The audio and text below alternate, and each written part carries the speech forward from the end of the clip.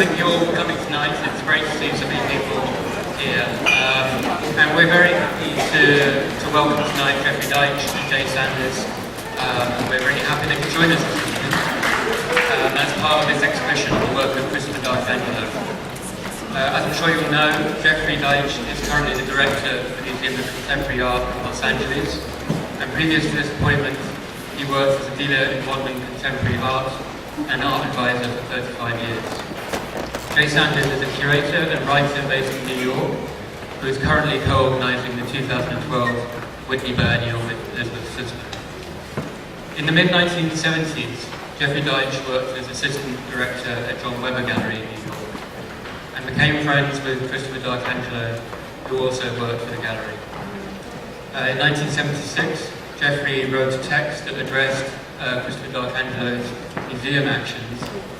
We published this text for the first time in the booklet that's accompanying the exhibition, so I hope you'll be able to pick one up at the desk before you leave. The conversation tonight with Jay is an opportunity to hear about Jeffrey's experience with Christopher's work and the broader context of art discourse in New York at this particular time.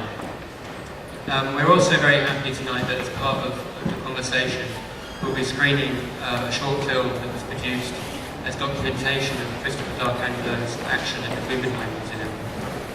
The footage was shot by Kathy Wiener, and we're really grateful that Kathy enabled us to show this film here tonight. So I'll hand straight over to Jay.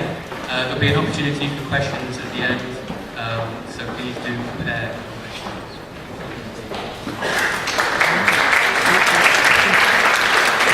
Thank you so much, everyone, for coming.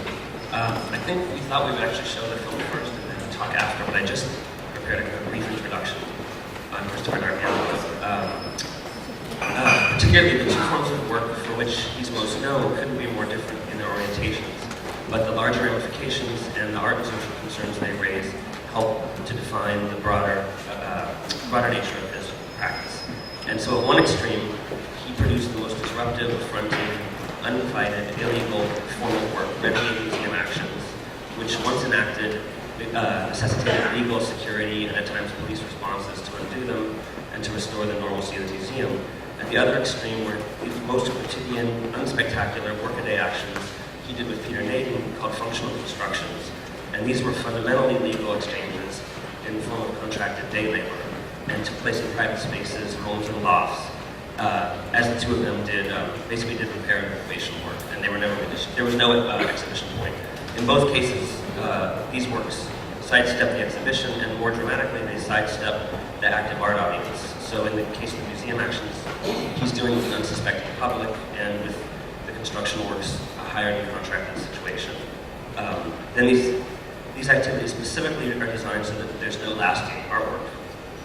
And instead, speaking about the museum works now, which we'll see an example of, D'Arcangelo enacts a very real moment of public disruption and creates a confusing boundary between activism, a daring form of performance art, and a nihilistic aesthetics. And crucial to these works is the collaboration with Kathy Wiener, who was Christopher D'Arcangelo's partner at the time. And she would accompany him on all the actions, bring an 8mm camera and film the action, and then subsequently write a narrative account in her own first-person voice of what happened. So these materials are the kinds of things that are in the archive at NYU. And so we have a very special chance tonight to see, I think for the first time publicly, one of the films she made of one of Christopher D'Arcangelo's actions. And then after that, and then I would say that something like this show and the show coming up with Mitchell Algus are an attempt to kind of exhibit and show and grapple with what it means to present an unshowable artist who actively worked against any kind of durable, self-sufficient art object or an exhibition opportunity of a conventional sort. So these shows handle this in different ways. And along with this elusiveness, there's so much of D'Arcangelo that travels through people, through hearsay, and through the kind of symbolic value of his work, and the people that talked about it, the people that know him. And so we're extremely fortunate to have Jeffrey tonight, who was a very, very close friend of Christopher D'Arcangelo, and particularly in the early time of his career, which is even more elusive than the later museum works. Jeffrey's initial time in New York was very intertwined with Christopher's. So we'll show the film and then we'll talk.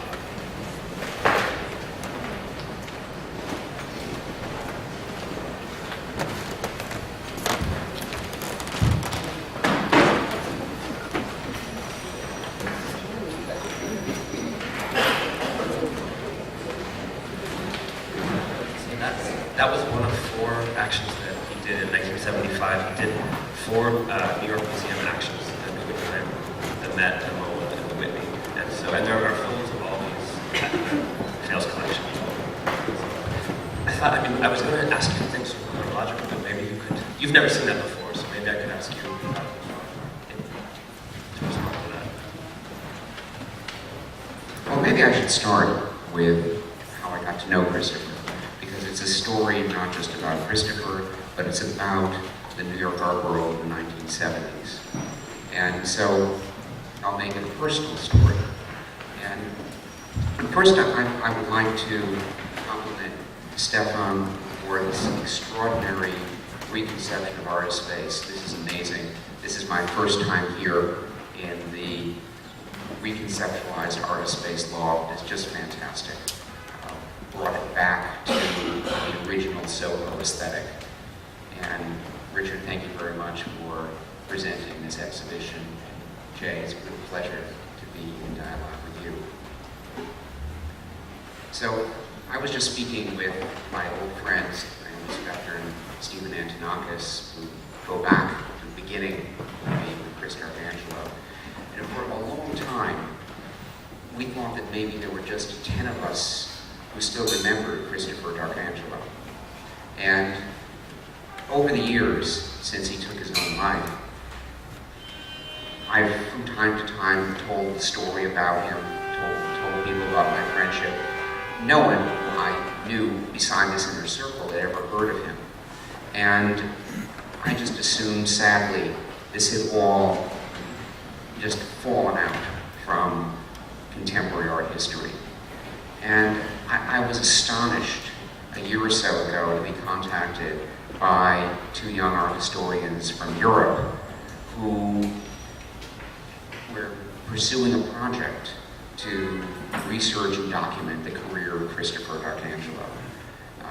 Just astonished that even 2 people were interested, and I shared with them everything I knew. But now to see this crowd here, to see the banner on Green Street, for me, it's incredible. And it's an amazing story about how art history works.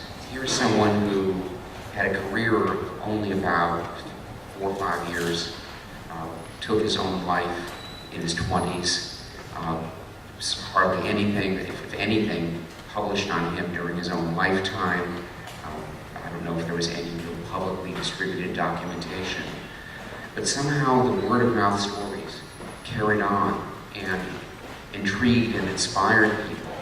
And here we are, that the career of Christopher D'Arcangelo that I thought had just fallen away is now the subject of serious exhibitions here and in a commercial gallery, and we're talking about him. So it's an extraordinary thing, and it gives you a real belief in art that if it's strong, even without any sales, nothing in the market, no collectors, no museum support, very little critical support at the time, it can rise and find its place. Well, so let me tell you about how I first met Christopher. It was during the most eventful day of my entire life. So this was in June of 1974. It was the day after I graduated from Wesleyan University. I was determined to immerse myself in the New York art world. And it didn't matter whether I immersed myself as a writer, artist, a gallery gopher. I just wanted to be in it. And the idea I had as I drove down from Middletown, Connecticut, parked on West Broadway, and I had visited the galleries a little bit before.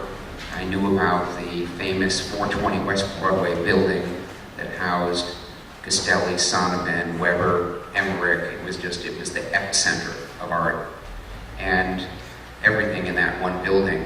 And I just walked up to the second floor to Leo Castelli and asked for a job. Of course, even then in the small art world, the girls at the desk were completely intimidating, wouldn't even look up, didn't give me the time of day, and there was no job for me at Leo Castelli. So I went up one floor. The Sonneman Gallery, the door was locked because in those days Ileana would just take off for Europe the entire summer. The gallery was closed from June to September. That was the art world in the 70s. Then I went up one more floor to the 4th floor, which is where the John Weber Gallery was located.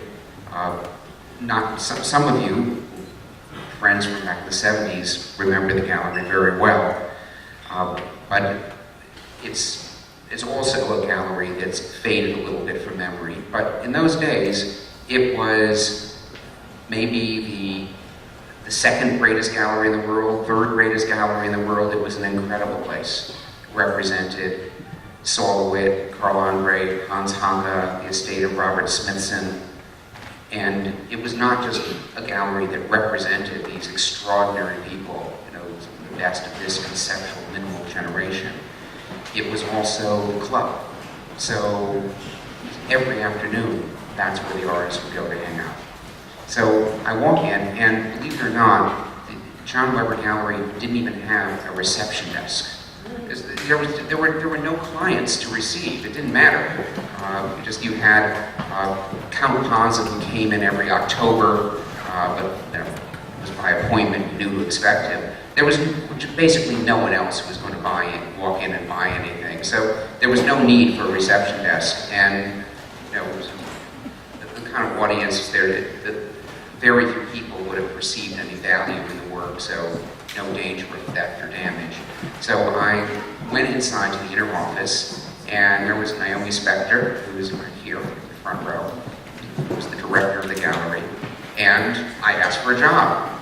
And Naomi said, well, it's interesting, our secretary just quit, but I can't hire you. John Weber will never hire a man.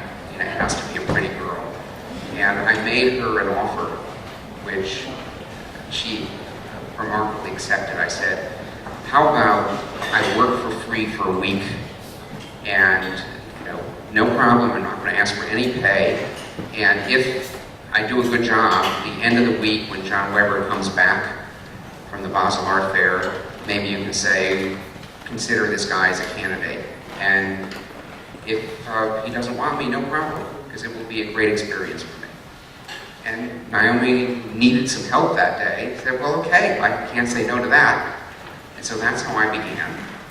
And so after Naomi, the first person I met in the New York art world, because I didn't know anybody, was Christopher D'Arcangelo, who was the gallery's only other employee, who was the all-purpose floor sweeper, wall painter, art handler. So it was John Weber came back, and luckily when he came in, I saw me there at the desk. He slammed the door. I heard him yelling at Naomi, and that went on for a few minutes. Then Naomi came out and said, "You're hired." So that's how I got to know Chris. But I'll tell you about this first day. So he couldn't have been more nicer and more welcoming to me. And for me, this was something fascinating, because I had never really met kind of a real New York young artist. I'd never met a New York gallery art handler. And just right away, he had so much to teach me and share with me, just even in the first couple of hours. And he was intrigued with me because he was very sensitive that he had never attended college. I don't even think he graduated from high school. He went to a school called the Reading Institute because he was dyslexic. And so he's very sensitive about that. A very super cultured, super intelligent person, but sort of fascinated to tell me what was college like. And so that we immediately formed a very interesting dialogue. So at the end of the day, our conversation was continuing, and I said to Chris, well, I'll drive you home. And people don't offer that in New York City. I still have my car from Connecticut. And Chris said, you can't drive me home. I live up on Amsterdam Avenue in the hundreds. And I said, well, sure, I can drive you home. Why not? I was used to distances in Connecticut. And he said, well, okay. So we got in my car, and started driving. Of course, what do? I end up driving right into the Holland Tunnel. And we end up in New Jersey and have to turn around, but it's okay. And we drive all the way up Amsterdam Avenue. And Chris lived in a very tough Haitian neighborhood, Amsterdam Avenue, about 104th, 105th Street, in really deteriorating tenement. So park the car, go upstairs because he wants to show me his work, and walk up 4 floors to this tenement. And Christopher has completely transformed the inside. So the outside is totally derelict. Inside is a perfect series of beautiful, clean white cubes. And there was one perfect white cube in particular, with a little window out into the air shaft. That was the studio. That was the biggest room in the apartment. And I mentioned Stephen Antonakis, that Christopher, who worked a lot with Stephen on Stephen's neon installations that are in these perfect sheetrocked rooms. He had developed this incredible expertise as a sheetrocker, and it was just perfection there. In those days, a gallery handler, I'm very skilled with how to use sheetrock. So in the studio was a little bench, and then on the wall was a painting that I still remember vividly. And it was an absolutely fantastic painting. And it was amazing to me that this young person who I befriended, who at the time I believe was only 19 years old, had created such a serious work of art that rose to the challenge of how you go beyond tough painting and sculpture of minimalism, the tough work that we saw by Dan Flavin and Carl Andre saw in the gallery. And I believe you have a slide of a small version of one of these. So what it was an angle iron painting. And simple, but brilliant. Okay, so this is a small version. It's perhaps the only one extant. As far as we know, the only kind of existing artwork by him. Yeah, so, these were so great. I don't know, somebody must have one of the big ones. Do you have one? Okay. Yeah, so Stephen and Naomi have one. And so the one that I saw was angle iron like this. It's here, you don't really see the angle. I'm not quite sure if this is angled or not. Maybe it's not, but the one that I saw was 90-degree angle. And the different sections of iron were painted different colors. And of course, the light and the shadow had a lot to do with this.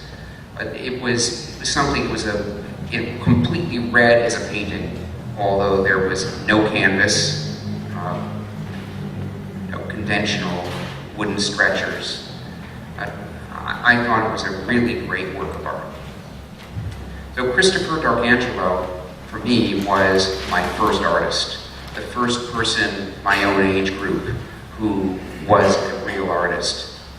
And I wanted to talk about how difficult it was to be an artist at that time, particularly in the context of these very tough mentors like Carl Andre. So imagine the challenge. You're with these people. You're with Andre Flavin, LeWitt, who were so tough, who extended art so far. So what were you going to do from there? And this was a giant challenge to artists at this time in the mid-70s. Some did kind of mannerist post-minimal painting. And ironically, a lot of this is coming back right now. You see it in galleries now. People who were forgot what went on in the 70s. But most of this was very mannered, and it didn't have the strong vision of the artists of the previous generation. Christopher was one of the few who I think actually pushed it. And he could have had, I think, a really important career if he had been able to have the confidence to develop these angle iron paintings.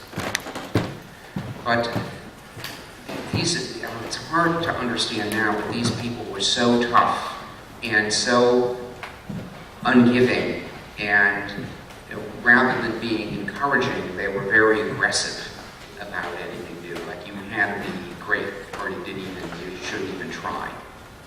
So Christopher had to create his work in this environment. Another aspect of the gallery that was very important was the gallery as a platform for conceptual art. And the outer edge of the gallery was an artist who also faded from view for a long time, and now with some revival, and that's Ian Wilson. And some of you know Ian Wilson's work. So Ian Wilson did at one point make objects, and then at some point, like the end of the 60s, 1970, he drew a chalk circle on the floor and said, "That's it. That's my last representational work of art, the last object." And he just began to have discussions. And for me, this was fascinating. And one of my first duties at the gallery was when Count Panza came. He had a discussion, and my job was to type out this invoice that said there was a discussion, $1,000, and we mailed it to Panza. So Christopher and I both got very involved in a dialogue with Ian Wilson, and we had the privilege of having free discussions. We didn't have to pay $1,000. And go to Ian Wilson's apartment in Greenwich Village, and his wife was toiling, supporting himself. He just sat all day in a chair, and it was the chair. He sat so much in this chair, it was like completely, the wood was worn down, the upholstery was worn down, because he just sat thinking and discussing. And so Christopher and I would individually, it had to be individual, it wasn't a group discussion, would go and discuss with Ian Wilson this paradox in Plato, in the passage of Parmenides. And it's basically about the inherent contradiction of truth. And so, it's a philosophy that turns in on itself. So Christopher gets deeper and deeper into the teachings of Ian Wilson, and is persuaded by Ian and by the kind of rigorous, heavy thing of these guys to abandon his angle iron paintings as something that just would, were art had gone beyond. This was not something that a serious artist would do anymore. And looking back on this, it was very interesting for him to get into this total dematerialization, but I read it also as this progression of more and more dematerialization, actually perhaps leading him to possibly taking his own life as an artistic act. And we can discuss that later, sort of in the New York version of Osteomatter. So the other thing that we love to discuss there was something that was very much in the air, the guerrilla art action group.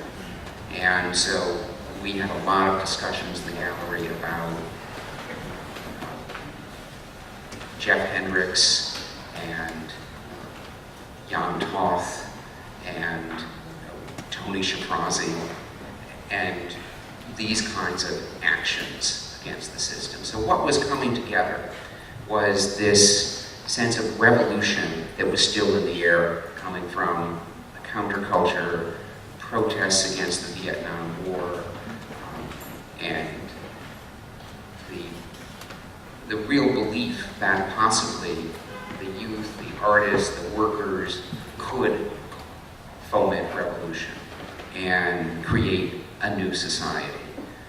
and a strain of that in the art community. Guerrilla Art Action Group, best example, who pursued a more anarchic approach to this rather than registering voters and orderly protests, were creating actions against the institution. And it's maybe we're coming back to something like that now, but it's hard to even imagine this with all these decades of the art boom and art professionalization, what was in the air. And there were really serious protests in front of the Museum of Modern Art, the Art Workers Coalition, and a lot of artists really thought that they were perhaps going to lead the revolution. So this political context connects with the complete dematerialization of not wanting to make an actual object that could be in the commercial system, and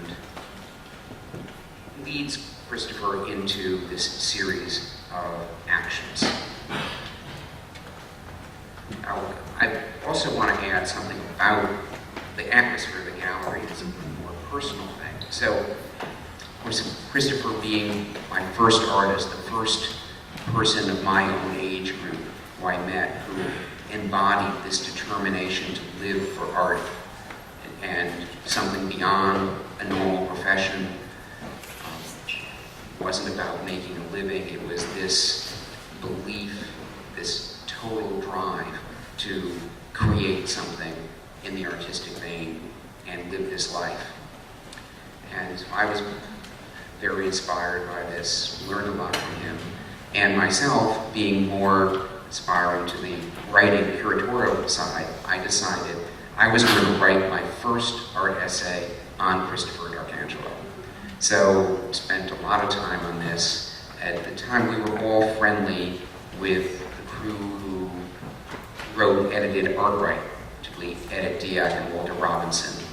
And they were also connected with the early incarnation of Artist Space. That was the very, very important, two very important institutions.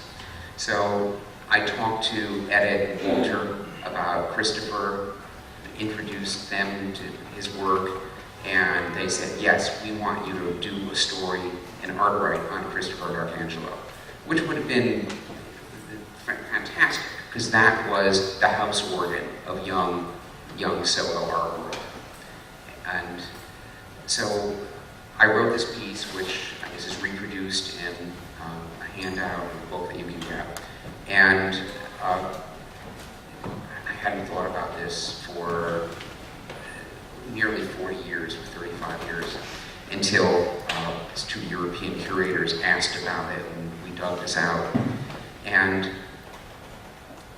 I remembered the whole story. So I finished this, I was very happy with it, and Christopher showed it to Carl Andre for his approval, prior to it being published. Carl Andre reads this, terrible, dismiss. You can't, this is unpublishable. You know what, you cannot publish this. And imagine I was devastated, and I thought, I was very insecure at the time. Oh my God, I it's not good enough. I didn't write well enough. I wasn't articulate enough about Christopher. Christopher was devastated because this was his chance to get some real recognition, critical support. Everybody in the downtown art world would have read this issue of Artwright. It was distributed in a very simple way. A bunch of copies were just placed at the counter of the 6 Soho galleries, and that was it. That's all. Everyone read it. It didn't need anything else. So this was never published. And it's part of this somehow dematerialization, disappearance of Christopher D'Arcangelo. And it's also, just shows that kind of almost brutal attitude of artists that generation like Carl, rather than being supportive of, the young artist, have some recognition and say, no, it doesn't fit with our rigor.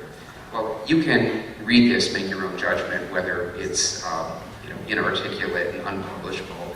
And I read it again, and I was very moved that I think it actually does lay out what Christopher was doing in an effective way. But it until this show never saw the light of day. So I add that as just another example of what it was like in that atmosphere, how intellectually tough and challenging it was.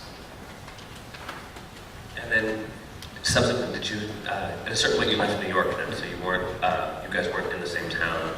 Yeah, that's right. So what I did is the year just after writing this essay, I left to go to graduate school, went to Boston for 2 years.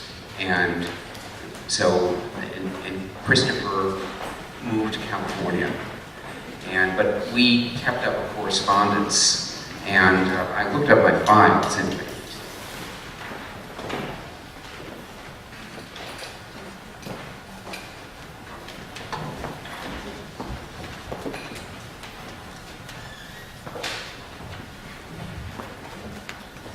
I have a letter from Christopher, July 22nd, 1976. I hope that all is well with you in New York. I've just finished my first work done in California. Some documentation is included with this letter. Have a look at it and write me what you think. The case is not yet over. I will have to go to trial on the 19th of August. There's a show as to the show Abstract Slavery that you told you were organizing for this fall. I'm interested in taking part. And, that title comes from. That's a title of a work by Richard Serra that was dedicated to Tony Shafrazi. And so it was all part of the whole thing of Tony Shafrazi and our interests. I'm interested in taking part. I would like to have a letter of invitation from you, the dates of opening and closing, where the show is to be, address, and a list of all the other artists in the show. Also, if you have written it up, will you send me a copy of the interview that we did in New York on May 10th, 1976? Jeff, I also need a mailing list badly. And you had said that you could get me one from Artist Space. If this is still possible, I would be grateful. And I was doing performance art then, and when you write, tell me how the arguments piece turned out. I am interested. Take care and love always. And he has his famous anarchist statement, and then he included in the Municipal Court of Pasadena Judicial District, this must have come a little late, July 8th, 1976. Oh yeah, this was in it, July 8th, 1976. And this is summons Christopher D'Arcangelo, who then and there did willfully and lawfully injure and disfigure a work of art, to wit, paintings of which he was not the owner, at 411 West Colorado Boulevard, that's the Norton Simon Museum, in said city, in violation of Section 622 of the Penal Code of the State of California. That's from my correspondence with Chris.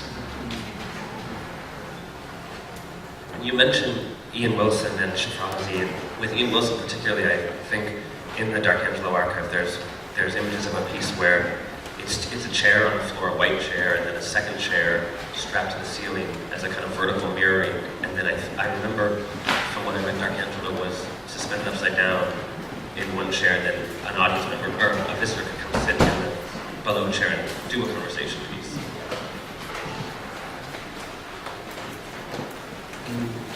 Besides Wilson, Shafrazi, was D'Arcangelo in touch with LA artists like Chris Burnham or Terry Fox or people on the West Coast that were doing performance work?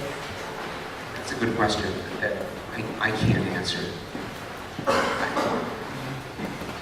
He lived in Venice, so, and that was a prime time to be in the scene, so I would imagine he connected, but maybe someone else has that kind of information, because we can still, the period, to piece all this together. And then how did you hear of his death? Was that you in New York? No, I was in Boston, and it completely unexpected because he's, you know, I don't really know. I do not read it as being part of an emotional, personal trauma, but part of it's an artistic act to completely dematerialize his presence. Yeah, Jeffrey and I had one brief exchange before this, and we sort of got on this topic of conceptual practices, art practices, that where the person does maybe exceed the sort of limits of what's, you know, I was thinking of this Los Angeles artist, John Duncan, who didn't take his own life, but took a kind of body art practice far beyond any kind of transgression that could be bound within something that was showable or kind of redeemable, and in a different way, if that's true, Dark Angela, it pushes the work kind of off the deep end. I mean, that's what you're sort of saying. I think he's going further and further into testing limits, testing legal limits, testing moral limits of the sanctity of the museum, and the way I perceived it, he tested the limits of life as well. A question, I was thinking now about more the legacy of an artist like this, and you know, as a museum director, there are actions that are invited into museums, and there's actions that aren't invited, and there's a history of, you know, at all museums of kind of renegade activity, and I would just wonder maybe broadly how that kind of thing, you know, I was at MoMA this summer, and the archivist there explained this James Lee Byer action that was not an authorized thing, and you know, the museum has materials and has tried to come to terms with how to present that kind of work or how to make it part of their history. Do you feel like for the museums where Dark Angela has done work that there's a sort of legacy there to be dealt with? Or? I think definitely.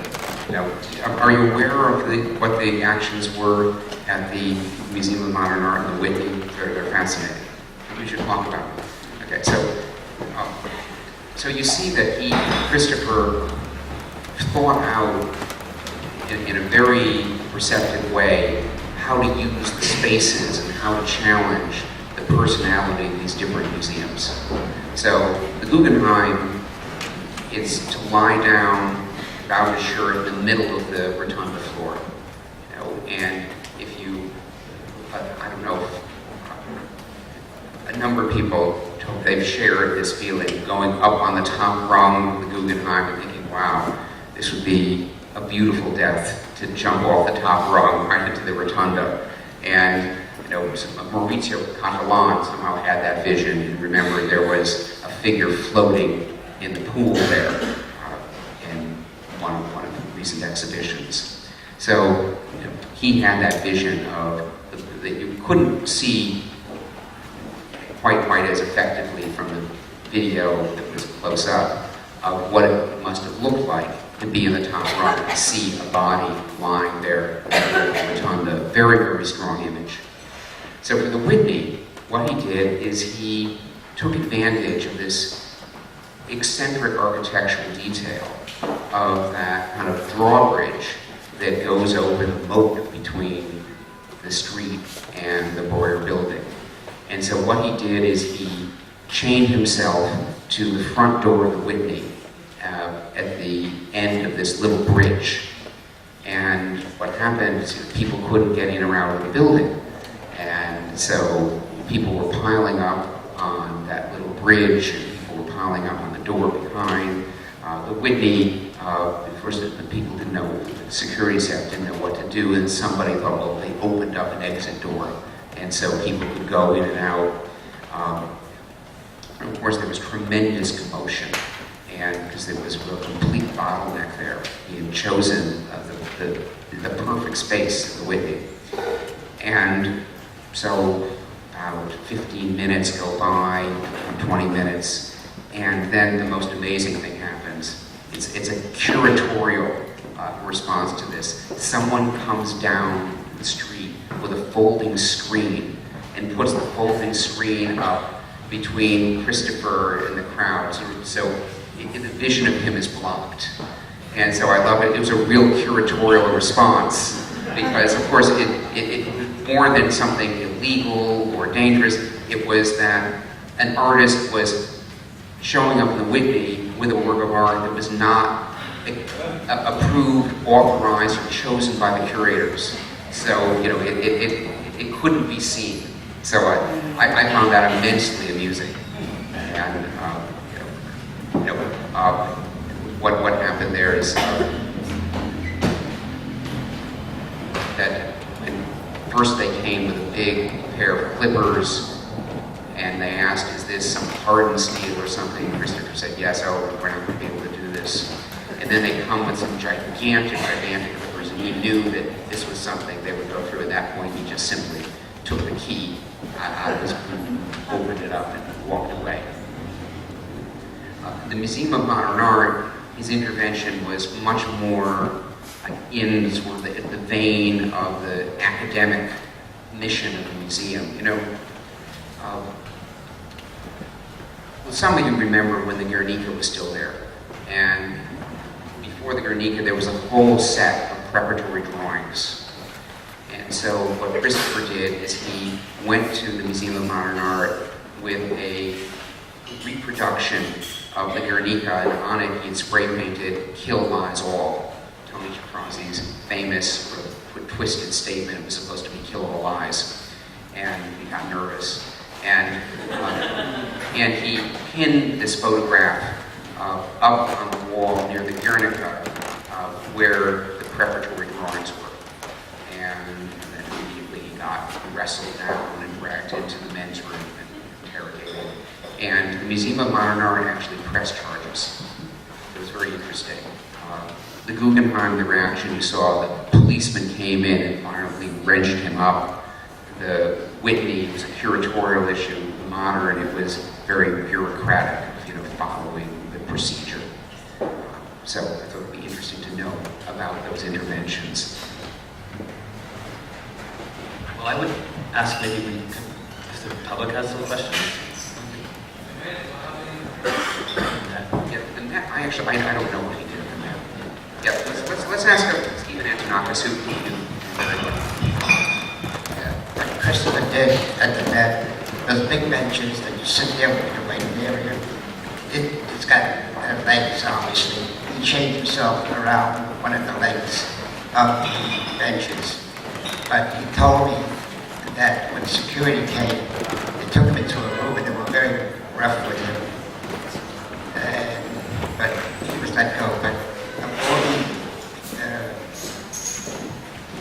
all the museum action that he's done before, the security people were not rough. They were, in fact, I was at the Guggenheim when the police came, and we left together at the museum, and a cop hit Christopher on the shoulder and says, "Go home, kid." I mean, the police thought it was very funny, but they didn't treat him too roughly. But there was a lady that worked for the museum at the Guggenheim that was hysterical. Seeing Christopher on the floor, and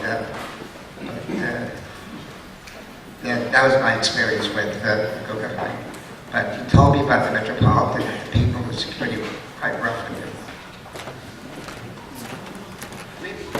I think it would be interesting to ask Stephen and Naomi to add something about the atmosphere of that time, among your group of artists. They were alpha. They were, what would I say? Alpha. Jeffrey, you brought up something that I never thought. When you went to this apartment, and when you said white cubes, you meant the rooms. Yeah. You didn't mean you was making cubes. You were talking about the rooms. Okay. So, and the gallery was like that, like Fran O'Darden's white cubes. And the lofts and studios that he worked on with Peter Dayton, he was making these spaces. So, I just wonder, at the end, where it happened.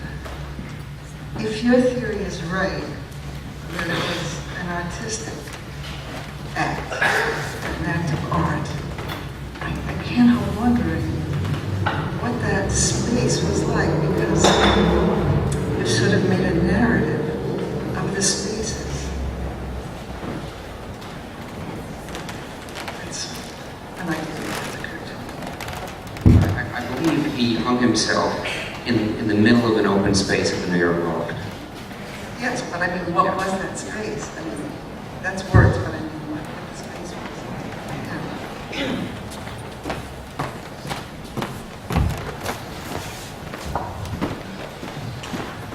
Were these performances, interventions, were they announced to friends, or only did you only go by in two, or were there a couple of people?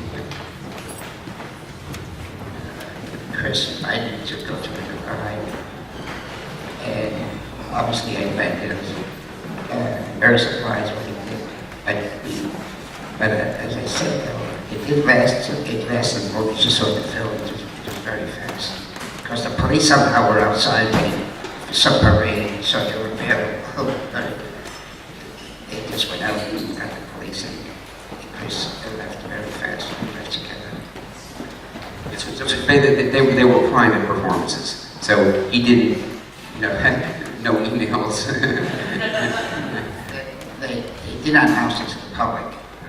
To your friends, did you know it when you went up, you go up by the subway, and then you discussed what it's going to do, or was it always? No, I saw it just, I should leave him alone. So we separated with the museum because he was quite shaken.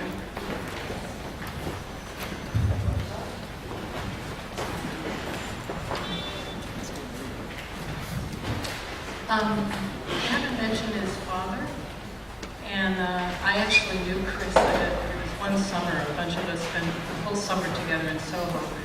And my memory was that he was in great pain about a whole lot of things. And I remember one painting that he had an axe in a canvas with blood, red paint. So he may have, I think it's complicated. And I think, so I just was curious, because I don't know much about his dad, but I wonder if there's something, he was an artist, and I don't know that he's still alive, right? No. Because I think his dad actually found him, I think they were together, right? Yeah. And so that was deliberate. So I doubt it was just about an art statement. I think it was a little bit more deeper and harsher than that. Yes, it should certainly something like that. It's very complicated. I think most of you know he was the son of one of the leading 60s artists, or pop artist, Alan D'Arcangelo. And so it's certainly that's another pressure, in addition to these tough people in the gallery where he worked, to be the son of a famous artist and wanting to be an artist yourself. That's even someone who, my memories of his father was a really sweet man. It was a tough thing to be your own artist when your father was famous, and everybody knew the name D'Arcangelo already through his father.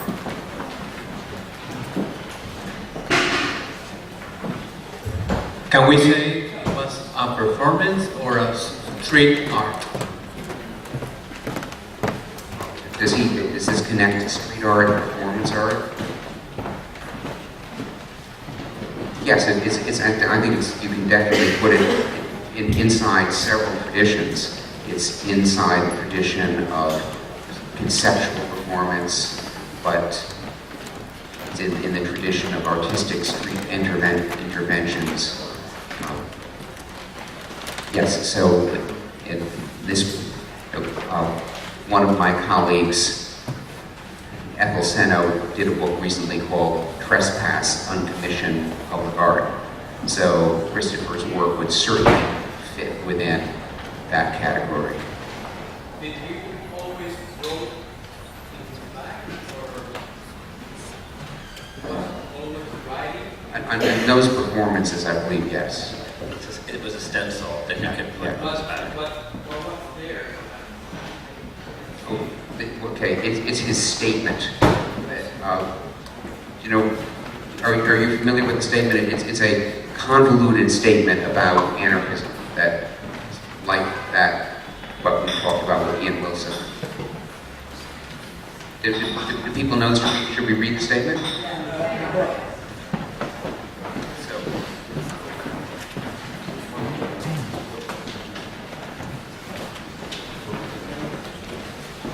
So this is stamped on this letter. It's everything he did had it. When I state that I am an anarchist, I must also state that I am not an anarchist. To be in keeping with the, and there's open parentheses and space, idea of anarchism. So this is a kind of stencil in the archive that looks like he had used this to put it on himself.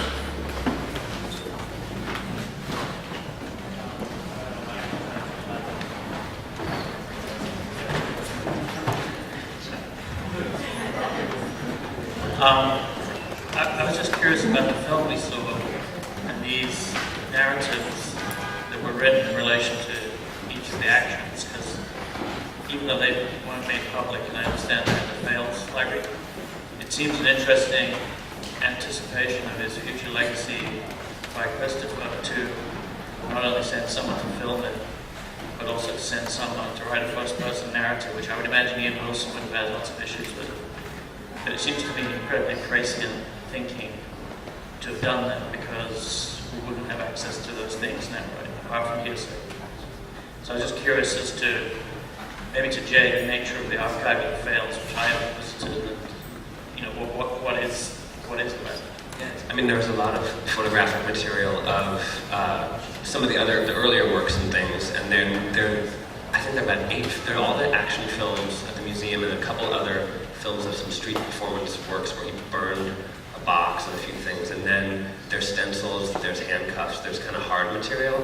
But then it was clear that he worked with Kathy to have her write these texts. So for all the museum actions, the kind of 2 forms of document are a handheld 8mm kind of, you know, probably renegade film, and then her handwriting a narrative account. And so that's sort of what carries forward with these things. But I think it was, you know, likely his intent, and definitely Kathy and the estate's intent, that those don't become artworks on display. And so all that stuff's just there. And a little bit, I think, like Mitchell Algus in his show is trying to maintain that attitude about documentation. So I think in his show, you'll be able to look at a facsimile of a notebook, which shows a lot of D'Arcangelo's archival materials, and then the audience can write a response to that would go back into the archive. So I think there's still efforts to kind of keep this form of like response part of the practice. But I couldn't get a clear sense that there was ever a plan to make those things really public. It seemed that he did make a sort of black binder himself that documented his career, and these letters were in there. So it does seem like they were meant to be read, at least by scholars and people interested in his work.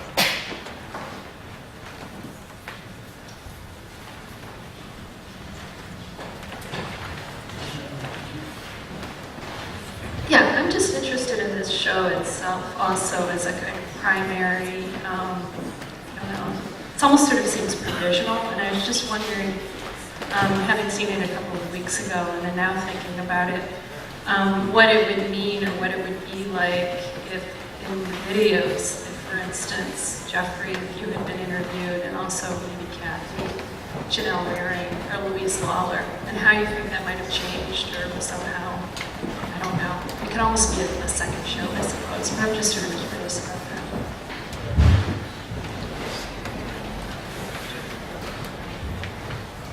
I think this is the process of beginning of the writing of this history, and there'll be more. There are other people who will come forward with memories, stories, memorabilia, artifacts, and so this is how the history is written. So this is the base.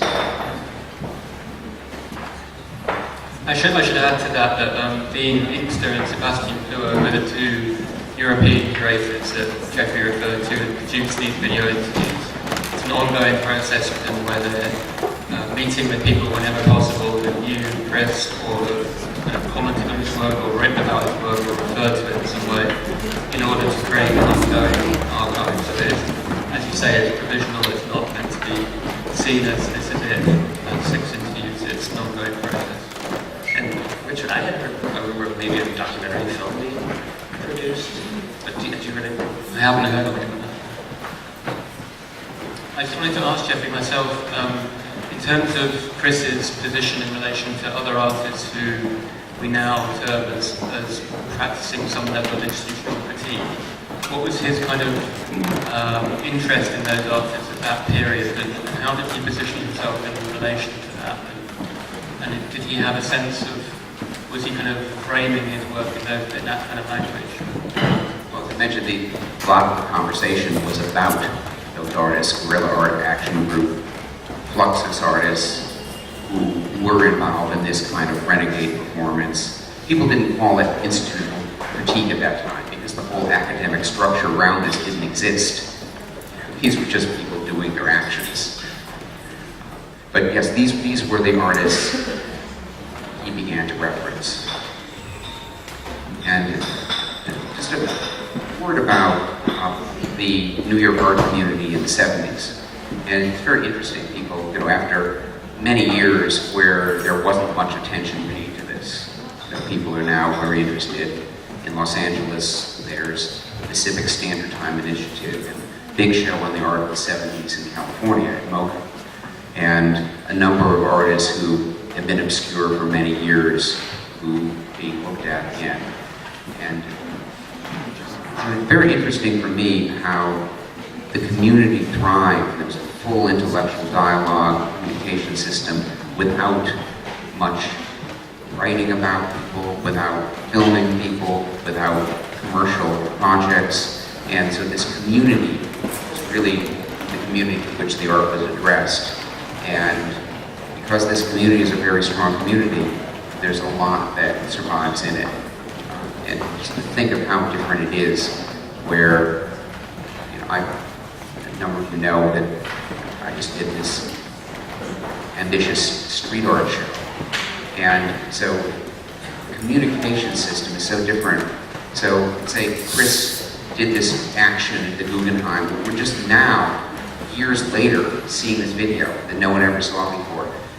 But what happens now is somebody does a tag on the museum wall or wherever it is, and their friend is there taking a video on their cell phone. It's posted on the internet instantly. And so before anyone can paint it out, or it's already all over the internet. And people who follow this particular artist get their instant posts, and it's amazing how the information is different.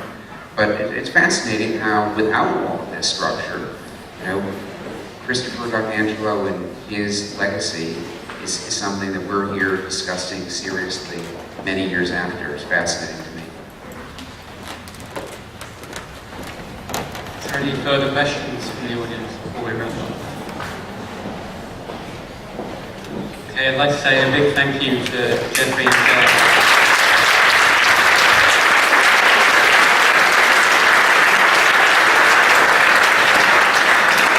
And also, just to say before you go, another thank you to Kathy Weiner for her support of this event tonight.